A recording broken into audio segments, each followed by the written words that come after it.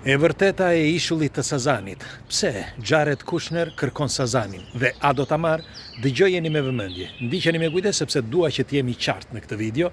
Do të dëshiroja që secili prej jush të lëjë një koment dhe kush është rastësisht nëse nuk e keni bërë ende, lidhuni me këtë faqe që të shihemi sërish dhe faleminderit që jemi prerë bashkë.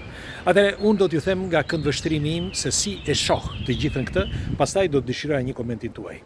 Atëherë, duhet të dini që Jared Kushner, sepse dëgjova disa intervista qoftë të kryeministrit por edhe të tjerëve, që disa qëndrojnë asnjanës, të tjerë mbështesin projektin, kurse vetë kryeministri thotë që është një projekt i investuar nga vendet arabe, e tjera. Por unë do të them ato çka dalin, që kanë dalë deri tani nga kërkimet që janë bërë. Nuk është se i kam shpikur unë, i gjeni dhe ju, por thash dua që të jem më i qartë. Dhe do të dëshiroja e përsëris edhe një koment se çfarë mendimi keni ju për një investim të tillë.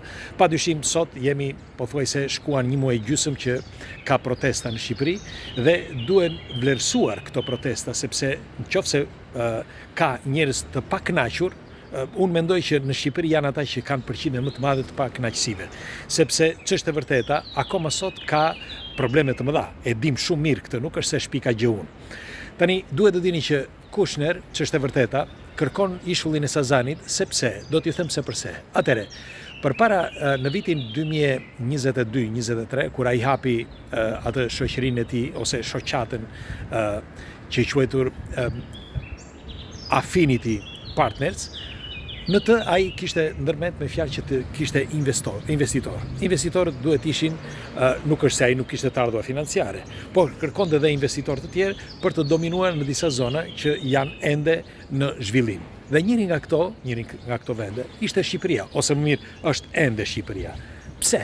Sepse nëse ai do të mundohet që të investojë për shembull në Amerikë apo në disa vende të tjera, për shembull në Angli apo në Azi, të gjitha këto vende janë të kontrolluara më shumë se sa vendet e tjera, kurse ato që janë ende në zhvillim dhe më pak të kontrolluara janë pra pikërisht vendet e mesdheut dhe kryesisht Shqipëria. Këtë e përsëris edhe një herë, e din të gjithë, nuk është se e shpika unë. Dhe ç'do të thotë kjo? Do të thotë që Shqipëria, duke qenë në një vend zhvillimi, pra tani, pa u futur në Bashkimin Evropian, është e lehtë që të marrin të blejnë qoftë vende strategjike, por edhe të investojnë për këto vende, pra në Shqipëri, në këtë rast në ishullin e Sazanit. Disa thonë që u takuan krejt rastësisht, pra Kushner teksa kalonte aty ashtu siç deklaron dhe ai vetë dhe të tjerë, por ka disa gjasa, janë teori konspirative, nuk diskutoj dhe ti marrim ti si teori konspirative, ka disa që pretendojnë që Kushner ja kishte vënë syrin Sazanit që prej kohësh dhe e kishte nxitur ndoshta me anë të disa formave të tjera kryeministrin që ai t'i kërkonte vetë, pra kryeministri që të lidhesh me të për sa i përket ishullit Sazanit. Ç'është e vërteta, ishulli Sazanit ishte i lakmuar që prej kohërave të lashta, që nga romakët. Dhe jo vetëm romakët që kanë kërkuar sepse është vendi më strategjik që lidh Adriatikun, pra ose detinion me Adriatikun, por edhe brigjet e Shqipërisë. Dhe e ka dashur edhe Italia, e ka dashur edhe Rusia, e kanë dashur të gjithë. Greqia ka luftuar deri vonë për të marrë para ishullin e Sazanit, sepse ishulli i Sazanit mund të quhet si porta e Adriatikut, sepse siç u thash për portën e Adriatikut fritet që lidhet pra Sazani me Jonin, me Shqipërinë dhe me vende të tjera, madje edhe me Italinë. Pra është një vend strategjik dhe nga ku aty mund të jetë strategjik edhe për Italinë. Pra këto janë të dhënat kryesore që pse Sazani është një vend i rëndësishëm. Dhe siç e vut re, Sazani ka mbetur ende i tillë, pra ende sot. Në kohën e monizmit, Sazani ishte vetëm një vend strategjik ushtarak, sepse ishte i tillë dhe mbeti i tillë. Tani, nuk është vetëm pjesa e sipër me Sazanit, por është edhe pjesa poshtë, sepse poshtë mendohet që ka tunele dhe budrume, të garantuara që tani që të ndërtuara që atëherë, por që kush do t'i marrë ato, i ka të gatshme dhe s'ka pse investon aty poshtë. Megjithatë, nuk është kjo arsyeja, siç pretendojnë të tjerët, që pse Kushner kërkon Sazanin. Por, përveç kësaj që është një vend në zhvillim, por është edhe një vend strategjik pra. Pra këto dy pika që janë tepër të rëndësishme e bëjnë që jo vetëm vendi, por edhe investimi që do të bëj, pra Kushner nëpërmjet kësaj shoqërie që është Affinity Partners, e garanton pra shoqërinë që të të ketë fruta.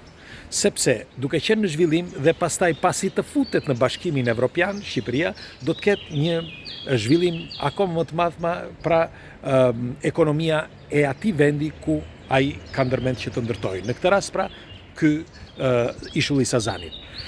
Tani nuk është vetëm kjo.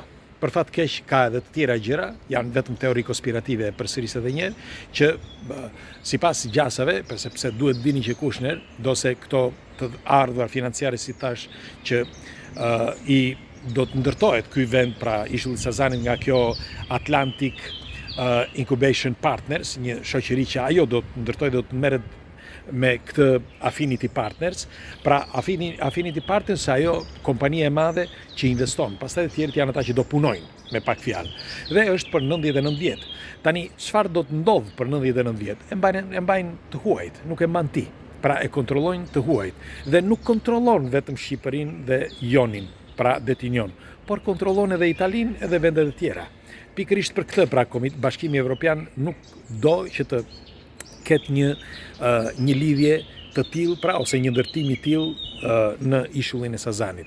Dhe kjo është arsyeja që disa pretendojnë që nuk janë, pra mes protestuesve, nuk janë vetëm shqiptar, por ka dhe të tjerë që nxitin protestat pikërisht pra sepse nuk duan që të ketë një investitor kaq të fuqishëm që mund të destabilizojë jo vetëm Shqipërinë, por edhe mbar Bashkimin Evropian. Ky është thelbi kryesor i gjithës kësaj. Dhe duhet të dini që Kushner, që është e vërteta, është prej kohësh, me fjalë pranë Netanyaut, sepse për ata që nuk e din, është me origjinë ebraike, dhe kur është takuar pra me kryeministrin, ose kur ka bërë një udhëtim pikërisht aty për ishullin e Sazanit, siç tregohet, ja se gjithmonë teori konspirative, ka kaluar pra me një nga të familjes Rothschild. Pra njëri nga më të mëdhenj të familjes Rothschild, ku ishin së bashku me Kushner, kanë kaluar aty dhe aty i pas kanë vënë syrin pra ishullit Sazanit. Dhe për disa nuk është vetëm një investim i thjesht, por është një investim strategjik, geopolitik, që mund të kontrollojë jo vetëm zonën, jo vetëm Shqipërinë që as nuk diskutohet, por edhe zonën përreth, pra për sa i përket Bashkimit Evropian. Dhe duke qenë pjesë pra Kushner, qoftë i këtyre vendeve arabe, sepse ata kanë investuar 1.4 miliard dollar investuan ata, dhe pjesën tjetër rreth 3 miliard parafërsisht i kanë investuar të tjerët, dhe disa para tjera i ka vendosur vetë Kushner, pra ka një buxhet parafërsisht me sa lexova, rreth 4 miliardë 600 milion parafërsisht me fjalë kjo shoqëria Affinity Partners. Dhe duke qenë një investim, si thash, jo vetëm ekonomik, por edhe strategjik, kjo bën që të ketë një pikë pyetje, jo vetëm ndaj shqiptarëve, atyre protestuesve që janë ngritur, por edhe ndaj atyre që janë pjesë e Bashkimit Evropian, që nuk dëshirojnë që të jetë pjesë pra Kushner ose kush fshihet pas tij. Ndërkohë edhe Donald Trump mund të jetë pjesë e këtij projekti, sepse duke qenë dhëndri i tij dhe për më tepër duke ditur shumë mirë që Amerika vendos në çdo vend, mund të jetë pjesë edhe Amerika që të ketë një vend strategjik pikërisht në këtë periudhë që po flasim, që është shumë delikate për Shqipërinë. Megjithatë, duhet të them të fundit fare dhe duhet të jemi qartë, gjithkush që bën diçka, që investon, nuk investon as për Shqipërinë dhe as për vendin ku gjendet. Absolutisht jo. Secili investon për veten e tij, për xhepin e tij, dhe kështu që nëse do punoj aty për 99 vjet, unë jam i bindur që nuk e kam lexuar tani statutin ose kontratën që është bërë mes qeverisë shqiptare dhe Atlantic Incubation Partners apo Affinities që merr të drejtat ose merr aksionet, sepse ata kanë aksionet. Në fund fare, mund të ketë që ata të punojnë rreth 5 vjet, parafërsisht është kështu, në këta investitorët strategjik, ndoshta edhe më shumë, që mund të punojnë deri në 5 vjet ose ndoshta deri në 10 vjet pa paguar taksa për t'i ndihmuar. Në të vërtetë, nëse nuk pagojnë taksa dhe nëse punësojnë vetëm 1000 punëtor, atëherë nuk kanë bërë asgjë shteti shqiptar, sepse ti falësh një vend kaq të rëndësishëm, një dikujt që të ndërtoj diçka të bukur për veten e tij, më duket e pavlerë. Megjithatë unë do dëshiroja që të komentoni dhe ju, të më thoni se çfarë mendimi keni, por duhet të dini diçka.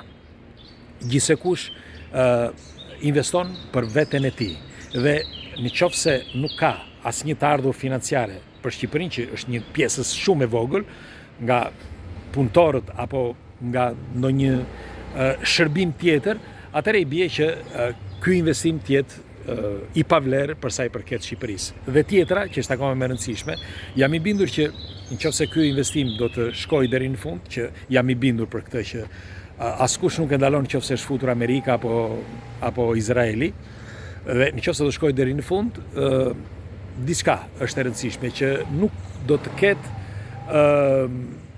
me një fjalë do të zbehen këto protestat dal nga dal dhe nuk do të ketë asnjë si mund të quhet pesh fjala e qeverisë shqiptare ose e shqiptarëve në një vend të vet, që është Sazani, sepse në momentin që fillon puna dhe i takon dikujt tjetër që e ka marrë për kontratë, ti nuk ke asnjë zë në atë kapitull dhe nuk ke të drejtë as të kalosh ndoshta aty dhe mund të pagosh edhe taksa për të kaluar në ngushticën e Sazanit dhe Karaburunit. Ose ndoshta edhe për të futur në Karaburun, në Sazan, më falni, ti duhet të pagosh sepse është pjesë e dikujt tjetër, nuk është më jotja. Kështu që nuk e kuptoj se çfarë vlere mund të ketë një investim i tillë. Tani do dëshiroja një komenti tuaj, çfarë mendimi keni ju dhe në qoftë se do investohet kjo pjesë tani përpara se futet Shqipëria, në qoftë se do të futet në Bashkimin Evropian, pasi të jetë futur në Bashkimin Evropian, çmimet do të 2 fishohen, do të 10 fishohen, gjë që për investitorët do jetë vërtet strategjike dhe ndaj, për mendimin tim, nuk do ta lënë kontratën që ata kanë bërë. Pra, është e padiskutueshme dhe pa luajtshme ajo kontratë. Por nga ana tjetër, jo vetëm kryeministri, por qeveria shqiptare s'ka çka të bën, sepse është e detyruar pastaj që të pagojë shifra të mëdha. Kështu që më vjen keq që e them, por unë këtë kështu e shikoj dhe do të dëshiroj një komenti tuaj. Pres, kalofshi bukur.